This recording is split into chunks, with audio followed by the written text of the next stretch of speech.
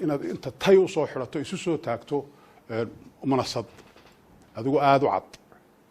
وعد محوها هاي سومالان قديقة تبقوا صو نقطة هذه آد بانو حما هاي هبين كيدوي ريدي كاسو يري يقاب كاد نوغو سو لبستي يا يدوغو سو لبستي حكومة دايو هذه آد بانو حما هاي على الدولة دي سوركي يسرتشوغي ويكا عباتيها لقد داي مركاين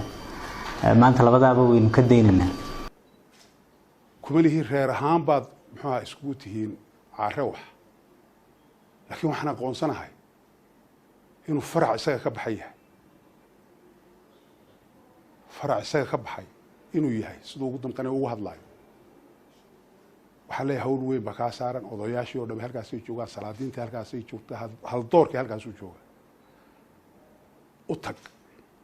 sida hadalka wasiirka ka muuqata askarta ciidamada ku jirta inta cirreysku haybta yihiin in cirrow shaqeeyaan buu u yaqaan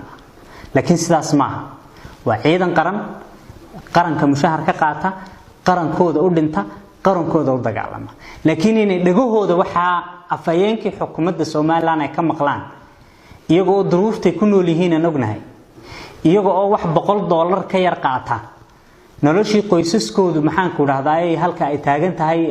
la og yahay in haddana maalin walba la reereeyo oo qurunka dadkii xukuumadda maxaan ku raahdaa madaxda ka ah wasiirada ka ah ay ciidamadu waxa u qooraan waxaan u aragnaa inay tahay ayaan daro iyo arin lafjab ku ah maxaan ku raahdaa qaranka iyo ummadda iyo wada jirka iyo wax kasta oo wanaag ku astaysan oo la sheego dhalish waa wax dawa in la isdhaliila talaxtag gudeemo wanaagsan markuu qofku iyadoo oo cadow ku aad ishaysaan oo ku soo hoos galo wad ka jawaabaysaa qasab yaani isu ka raacin deekaniya kari